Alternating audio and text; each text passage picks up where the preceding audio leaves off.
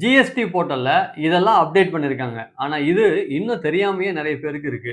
நெறைய பேரு இந்த கன்ஃப்யூஷன்லயே இருப்பாங்க. ஸோ இது வந்து நோட்டீஸ்ல வருமா? இது அடிஷனல் நோட்டீஸ்ல வருமா? அப்டின்லாம். ஸோ அதெல்லாம் இப்ப கன்ஃப்யூஸ் ஆகாம இருக்கிறதுக்காகவே இவங்களே நெறைய அப்டேட்ஸும் பண்ணியிருக்காங்க. ஸோ இப்போ போர்ட்டலே நெறைய சேஞ்சஸ் வந்து மாறியிருக்கு. ஸோ அதுவும் நமக்கு யூசர் ஃப்ரெண்ட்லியா. ஸோ அத பத்தி தான் இன்னைக்கு நாம இந்த வீடியோ ஃபுல்லாவே பார்க்க போறோம். அதுக்கு முன்னாடி ஜிஎஸ்டி இந்தியா டெய்லிய சப்ஸ்கிரைப் பண்ணிக்கங்க.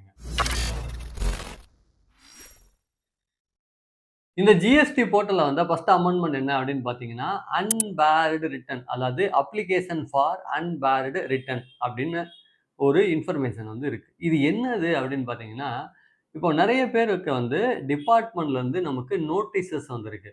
அந்த நோட்டீஸஸ் என்ன அப்படின்னு பார்த்தீங்கன்னா, யாரோ ஒருத்தவங்க முன்னாடி ஜிஎஸ்டி ரிட்டர்ன்ஸ் வந்து சப்மிட் பண்ணாமயே கேன்சல் ஆயிருக்கும். அதாவது சுயோமோட்டோ கேன்சலேஷன் அப்படின்னு ஆயிருக்கும். இந்த சுயோமோட்டோ கேன்சலேஷன் ஆனதுக்கு அப்புறமா அவங்க என்ன பண்ணியிருக்க மாட்டாங்கன்னா, ரிட்டர்னை ஃபைல் பண்ணாம அப்படியே விட்டுருப்பாங்க. இப்போ 4 வருஷம் கழிச்சு, 5 வருஷம் கழிச்சு, இப்போ அவங்களுக்கு புதுசா ஜிஎஸ்டி ரிஜிஸ்ட்ரேஷன் எடுக்கணும் அப்படின்னு யோசிக்கிறாங்கன்னு வைங்களேன். இப்போ அவங்க அப்ளை பண்ணாங்கன்னா, டிபார்ட்மெண்ட்ல இருந்து ஒரு நோட்டீஸ் வரும். ஆல்ரெடி உங்ககிட்ட ஜிஎஸ்டி ரிஜிஸ்ட்ரேஷன் இருக்கு. நீங்க இன்னும் அதையே என்ன பண்ணல, ப்ராப்பரா ஃபைல் பண்ணல. அதெல்லாம் ஃபைல் பண்ணிட்டு வாங்க. நான் உங்களுக்கு இந்த புது ரிஜிஸ்ட்ரேஷன் தர்றேன்னு சொல்லி நோட்டீஸ் வரும். இப்ப நீங்க அந்த பழைய ரிட்டர்ன்ஸ வந்து ஃபைல் பண்ணணும்னு போனீங்கன்னா, உங்கனால ஃபைல் பண்ண முடியாது. ஏன்னா, அதெல்லாம் உங்க போர்ட்டல்ல இருந்து ரிமூவே ஆயிருக்கும். அப்படியா? அப்படின்னா ஆமா. ஸோ அப்ப வந்து அன்பேர்டு ரிட்டர்ன். அதாவது ஆல்ரெடி பேட் ஆயிடுச்சு. இப்ப அந்த மாதிரி ரிட்டர்ன்ஸையுமே நீங்க சப்மிட் பண்ணணும் அப்படின்னா, அப்ளிகேஷன் ஃபார் அன்பேர்டு ரிட்டர்ன்ஸ் அப்படின்னு ஒரு ஃபார்ம் இருக்கு.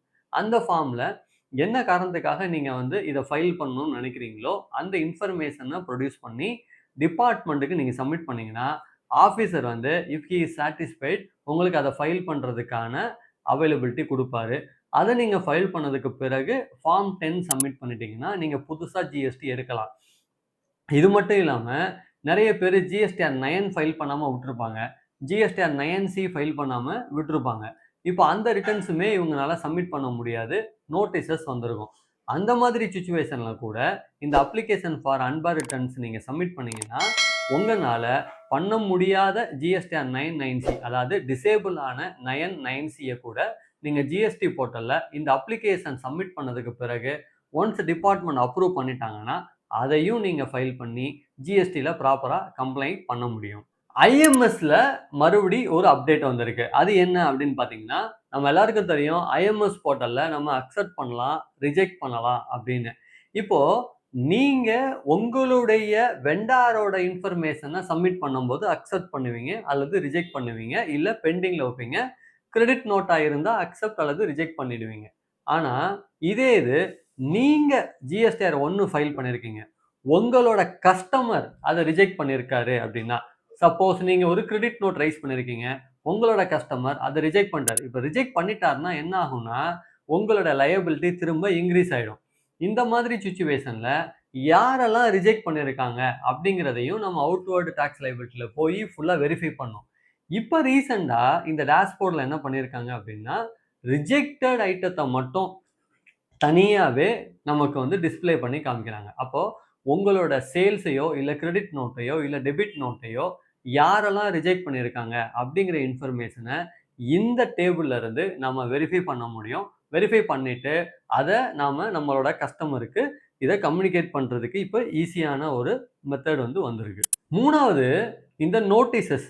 நம்ம எல்லாரும் நோட்டீஸஸ் பார்ப்போம். View, notice and orders. அதுக்கப்புறமா அடிஷனல் நோட்டீஸ் அண்ட் ஆர்டர் அப்படிங்கிற இன்னொரு காலமும் இருக்கு. நெறைய பேருக்கு இந்த அடிஷனல் நோட்டீஸ் அண்ட் ஆர்டர்ஸ்ல போய் தான் நம்ம டிஆர்சி 01ஓ அல்லது ஆர்டரோ எடுக்கணுங்கிறது ஐடியாவே இல்லாம இருந்திருப்பாங்க. பட் இந்த வியூ நோட்டீஸ் அண்ட் ஆர்டர்ஸ்ல யூசுவலா என்ன மாதிரியான நோட்டீஸஸ் வரும்னா, டிஃபால்டட் நோட்டீஸஸ் தான் வரும். இப்ப நீங்க ஜிஎஸ்டிஆர் 1 ஃபைல் பண்ணல, இல்ல 3பி ஃபைல் பண்ணல அப்படின்னா, இமிடியேட்டா ஆட்டோமேட்டட் நோட்டீஸஸ் வந்து அதுல ஜெனரேட் ஆயிருக்கும். அப்ப அந்த மாதிரி நோட்டீஸஸ மட்டுமே எல்லாரும் பார்த்துட்டு, எனக்கு இன்னும் டிஆர்சி 1 வரல, அல்லது இன்னும் ஆர்டர் பாஸ் பண்ணல அப்படின்னு நெறைய பேருக்கு ஒரு கன்ஃப்யூஷன் இருக்கு. அது எதனால அப்படின்னு பார்த்தீங்கன்னா, அடிஷனல் நோட்டீஸஸ் அண்ட் ஆர்டர்ஸ் அப்படின்னு செப்பரேட்டா ஒரு டேப் இருக்கிறதுனால. அது நெறைய பேர் அத பார்க்கறதில்ல. இப்ப டிபார்ட்மெண்ட் என்ன பண்ணிட்டாங்கன்னா, இது 2யும் செப்பரேட்டா இல்லாம சிங்கிள் டேபாவே மாத்திட்டாங்க. அதாவது வியூ, நோட்டீஸ் அண்ட் ஆர்டர் அவ்வளோதான். ஸோ இதிலேயே தான் அது சிஸ்டம் டிஃபால்ட் நோட்டீஸா இருந்தாலும் சரி, அல்லது அட்ஜுடிகேஷன் நோட்டீசஸ், அதாவது உங்களோட அசஸிங் ஆஃபீஸர் பாஸ் பண்ணியிருக்கக்கூடிய சோகாஸ் நோட்டீஸோ அல்லது ஆர்டரோ, இது எல்லாமே இந்த டேப் கீழேயே வந்துரும். அப்ப இனிமே view additional notices and orders அப்படின்னு ஏதாவது டேப் இருக்குமானா இனிமே கிடையாது. சிங்கிள் டேப்ல வியூ நோட்டீசஸ் அண்ட் ஆர்டர்ஸ்ல நம்ம வெரிஃபை பண்ணிக்கலாம். இப்போ இதுல இன்னொரு விஷயம் என்ன இருக்கு அப்படின்னா, நோட்டீசஸ் ஆர் இன்ஸ்ட்ரக்ஷன் அப்படின்னு இன்னொரு டேப் இருக்கு. இந்த டேபை நீங்க கிளிக் பண்ணீங்கன்னா லாஸ்ட் 60 டேஸ்ல உங்களுக்கு எத்தனை நோட்டீசஸ் அட்ஜுடிகேஷன் ஆபீஸ்ல இருந்து வந்திருக்கு. இது மட்டும் இல்லாம இந்த நோட்டீசஸ் அண்ட் இன்ஸ்ட்ரக்ஷன் அப்படின்னு செப்பரேட்டா இன்னொரு டேப் இருக்கு. இந்த டேப்ல நீங்க போய் பாத்தீங்கன்னா இந்த லாஸ்ட் 60 டேஸ்ல அட்ஜுடிகேஷன்ல இருந்து எத்தனை நோட்டீசஸ் வந்திருக்கு, என்ஃபோர்ஸ்மெண்ட்ல இருந்து எத்தனை நோட்டீசஸ் வந்திருக்குங்கிற கவுண்டே காமிக்கும். அது மூலமா டோட்டலா இத்தனை நோட்டீசஸ் வந்திருக்கு அல்லது ஆர்டர் வந்திருக்கு அல்லது இத்தனை கம்யூனிகேஷன் வந்திருக்குங்கிறதையும் நம்மளால வெரிஃபை பண்ண முடியும். ஸோ இதெல்லாமே நமக்கு டெஃபினட்டா ஹெல்ப்ஃபுல்லாகவும் இருக்கும். அண்டு 2வது விஷயம் என்னன்னா, இந்த நோட்டீசஸை ப்ராப்பரான டயத்தில் நம்மளால ரிப்ளை பண்ணுறதுக்கு ஹெல்ப்ஃபுல்லாகவும் இருக்கும். இதெல்லாம் தாண்டி 4வது என்ன அமெண்ட்மெண்ட் அப்படின்னு பார்த்தீங்கன்னா, கம்யூனிகேஷன் பிட்வீன் டாக்ஸ் பேயர் அப்படிங்கிற ஒரு ஃபெசிலிட்டிஸ் வந்து இன்ட்ரடியூஸ் பண்ணியிருக்காங்க.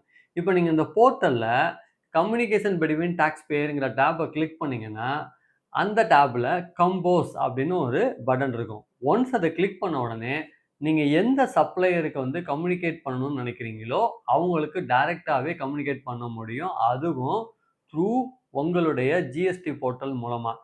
என்ன சார் அப்படி கம்யூனிகேட் பண்ண போகிறோம்? இது வரைக்குமே உங்களோட வெண்டார் GSTR 1 ஃபைல் பண்ணலை அல்லது GSTR 3B ஃபைல் பண்ணலை. அதனால உங்களால ஐடிசியை வந்து கிளைம் பண்ணவே முடியல. இந்த இன்ஃபர்மேஷனை வந்து போர்ட்டல் மூலமா கம்யூனிகேஷன் டு டாக்ஸ் பேயர் அப்படிங்கிறதுல நம்ம கம்யூனிகேட் பண்ண முடியும். அவரோட சப்ளையர் நம்பரோட ஜிஎஸ்டி நம்பரும் நீங்கள் ஜிஎஸ்டி நம்பர் போட்டாலே போதும், அவரோட நேம் வந்துடும். அதுக்கப்புறமா எந்த பீரியட் ஆஃப் ரிட்டர்ன்ஸோ அதை நீங்கள் செலக்ட் பண்ணணும். அதுக்கப்புறமா நீங்கள் என்னென்ன சேல்ஸ் பண்ணியிருக்கீங்க, அதாவது அவர்கிட்ட என்னென்னலாம் நீங்கள் பர்ச்சேசஸ் பண்ணியிருக்கீங்களோ அந்த இன்ஃபர்மேஷன் டீட்டெயில்ஸையும் அதனுடைய பர்ச்சேஸ் இன்வாய்ஸுமே நீங்கள் அப்லோட் பண்ண முடியும். அதை சப்மிட் பண்ணிட்டீங்கன்னா த்ரூ இந்த ஜிஎஸ்டி போர்ட்டல் மூலமாகவே உங்களோட வெண்டாருக்கு கம்யூனிகேட் ஆகும். ஸோ இது நல்ல ஃபெசிலிட்டியும் கூட. அதே போல் இப்போ உங்களுடைய கஸ்டமர் வந்து பேமெண்ட் பண்ணாமல் இருக்காருன்னு வைங்களேன். அப்போ இந்த மந்தில் நான் ஃபைல் பண்ணியிருக்கேன் ஆனால் பேமெண்ட் பண்ணல அப்படின்னா அதையுமே நீங்கள் கொடுக்கலாம். பட் என்னென்னா இங்கே மெயினாக ரிட்டர்ன்ஸை மட்டும்தான் இருக்கே தவிர பேமெண்ட் பற்றி பெருசாக அதில் இன்ஃபர்மேஷன் இல்லை. பட் அதில் நம்ம ஒரு ரெக்கார்ட் பண்ண முடியும். ஸோ இந்த கம்யூனிகேஷன் டாக்ஸ் பேயர் வந்து நமக்கு ஓரளவுக்கு வெண்டார்கிட்ட ஃபாலோ பண்ணுறதுக்கு ஹெல்ப்ஃபுல்லாக இருக்கும். லாஸ்ட்டாக வந்திருக்கிற அப்டேட் என்ன அப்படின்னு பார்த்தீங்கன்னா, இந்த ஐஜிஎஸ்டி ஐடிசியை எப்படி யூட்டிலைஸ் பண்ணலாம் அப்படிங்கிறது தான். ஸோ யூஸ்வலாக இந்த ஐஜிஎஸ்டி லயபிலிட்டிக்கு நம்ம என்ன பண்ணுவோம்னா, first we have to adjust IGST ஐடிசியை. அதை அட்ஜஸ்ட் பண்ணது போக பேலன்ஸ் இஃப் அட் ஆல் நமக்கு லயபிலிட்டி இன்னமுமே இருக்குது அப்படின்னா தென் அகைன் நம்ம சிஜிஎஸ்டி ஐடிசியை தான் யூஸ் பண்ண முடியும். அதுக்கப்புறமா தான் நம்ம எஸ்ஜிஎஸ்டி ஐடிசிக்கே வர முடியும். ஆனால் இந்த ரெஸ்ட்ரிக்ஷன்ஸை வந்து என்ன பண்ணிட்டாங்கன்னா ஃப்ரீ பண்ணி விட்டுட்டாங்க. So the first thing is, உங்களுக்கு ஏதாவது ஐஜிஎஸ்டி லயபிலிட்டி இருக்குது அப்படின்னா கம்பல்சரியாக அந்த லயபிலிட்டியை ஐஜிஎஸ்டி ஐடிசியோட தான் அட்ஜஸ்ட் பண்ணணும். இது first condition. And balance still உங்களுக்கு பேயபிள் இருக்குது, ஐஜிஎஸ்டி லயபிலிட்டி வந்து ஸ்டில் பேயபிளாக இருக்குது அப்படின்னா தென் அந்த அமௌண்ட்டை நீங்கள் சிஜிஎஸ்டி ஐடிசியோடவோ அல்லது எஸ்ஜிஎஸ்டி ஐடிசி கூடவோ நீங்கள் என்ன பண்ணிக்கலாம்னா அட்ஜஸ்ட் பண்ணிக்கலாம். ஸோ அதுக்கு வந்து நம்பர், அதாவது இப்படித்தான் அட்ஜஸ்ட் பண்ணணும் அப்படிங்கிற கணக்கு கிடையாது. ஈவன் சப்போஸ் நீங்கள் சிஜிஎஸ்டியும் எஸ்ஜிஎஸ்டியும் சேர்த்தே கூட அட்ஜஸ்ட் பண்ண முடியும். ஃபார் எக்ஸாம்பிள், எனக்கு ஒரு 1 லட்ச ரூபா ஐஜிஎஸ்டி லயபிலிட்டி இருக்குது அப்படின்னு வச்சுக்கோங்க. இப்போ இந்த ஐஜிஎஸ்டி லயபிலிட்டி 1 லேக் இருக்குன்னா என்கிட்ட ஐஜிஎஸ்டி ஐடிசி வெறும் 40,000 ரூபா தான் இருக்குது, 40,000 தான். அப்போது 1 லேக்கில் 40,000 நான் அட்ஜஸ்ட் பண்ணிட்டேன் அப்படின்னா பேலன்ஸ் எவ்வளோ இருக்குன்னா 60,000 ருபீஸ். இந்த 60,000 ருபீஸ் ஸ்டில் எனக்கு ஐஜிஎஸ்டி லயபிலிட்டி அவுட்ஸ்டாண்டிங்காக இருக்குது. இப்போ இந்த ஐஜிஎஸ்டி லயபிலிட்டி அவுட்ஸ்டாண்டிங்காக நான் என்ன பண்ணணும்னா ஃபஸ்ட்டு அட்ஜஸ்ட் பண்ணணும். இப்போ அட்ஜஸ்ட் பண்ணுறதுக்கு என்கிட்ட சிஜிஎஸ்டியும் எஸ்ஜிஎஸ்டி அமௌண்ட்டும் வேணும். இப்போ என்கிட்ட சிஜிஎஸ்டி ஒரு 50,000மும் எஸ்ஜிஎஸ்டியில் ஒரு 50,000மும் இருக்குது. 50,000 ருபீஸ் இருக்குது. இப்போது நான் இந்த 60,000 ஐஜிஎஸ்டி லயபிலிட்டியை அட்ஜஸ்ட் பண்ணுறதுக்கு சிஜிஎஸ்டி அமௌண்ட் 50,000ம் அதுக்கப்புறமா எஸ்ஜிஎஸ்டி அமௌண்ட் 10,000ம் நான் யூஸ் பண்ணலாமா அப்படின்னா, இதுக்கு முன்னாடி இப்படித்தான் யூஸ் பண்ண முடிஞ்சுச்சு. ஸோ சிஜிஎஸ்டிய ஃபுல்லா நம்ம வந்து அப்சார்ப் பண்ணி அட்ஜஸ்ட் பண்ணுவோம். பேலன்ஸ் ₹10,000 தான் எஸ்ஜிஎஸ்டிக்கு எகென்ஸ்டா அட்ஜஸ்ட் பண்ணுவோம். ஆனா இப்ப திரும்ப என்ன பண்ணிட்டாங்க அப்படின்னா, ஐஜிஎஸ்டில நீங்க ₹30,000ம், சிஜிஎஸ்டில எனக்கு ₹30,000ம் இந்த ஐஜிஎஸ்டி லையபிலிட்டிய அட்ஜஸ்ட் பண்றதுக்கு யூஸ் பண்ணிக்கலாம் அப்படிங்கிறது தான் இந்த போர்ட்டல் அப்டேட். இது எப்ப இருந்து ஓப்பன் ஆகும் அப்படின்னு பார்த்தீங்கன்னா, இந்த பிப்ரவரி 2027லேருந்து. அதாவது நீங்க ஜனவரி ஃபைலிங்லேருந்து இந்த மாதிரி யூஸ் பண்ணலாம். அப்ப ஸோ ஐஜிஎஸ்டி லையபிலிட்டில நீங்க ஐஜிஎஸ்டி, ஐடிசி அட்ஜஸ்ட் பண்ணதுக்கு பிறகு பேலன்ஸ் இருக்கக்கூடிய அந்த ₹60,000 சிஜிஎஸ்டி 30,000, எஸ்ஜிஎஸ்டி 30,000 கூட நீங்க என்ன பண்ணிக்க முடியும்னா அட்ஜஸ்ட் பண்ணிக்க முடியும். ஸோ இதெல்லாம் வந்து இப்போ வந்திருக்கக்கூடிய நியூ அப்டேட்ஸ். நான் சொன்னதுல இப்ப எதுலயுமே உங்களுக்கு பெருசா டவுட் வர வாய்ப்பு இல்ல. ஏன்னா எல்லாமே நான் அப்டேட்ஸ் தான் சொன்னேன். இத தாண்டி உங்களுக்கு வேற ஏதாவது டவுட் இருக்கு, இல்ல எனக்கு வந்து ஜிஎஸ்டில இத பத்தி சொன்னீங்கன்னா பெட்டரா இருக்கும் அப்படின்னு நினைச்சீங்கன்னா கமெண்ட் பண்ணுங்க. டெஃபினட்டா அத பத்தி நான் நெக்ஸ்ட் வீடியோல சொல்றேன். இல்லைன்னா அந்த கமெண்ட்க்கு நான் ரிப்ளை பண்றேன். ஸோ உங்க நண்பர்கள் எல்லாத்துக்கும் இந்த வீடியோவ வந்து அவங்களுக்கு அனுப்புங்க. டெஃபினட்டா ஜிஎஸ்டி போர்ட்டல்ல இருக்கக்கூடிய அப்டேட்ஸ் அவங்களுக்கும் ஹெல்ப்ஃபுல்லா இருக்கும்.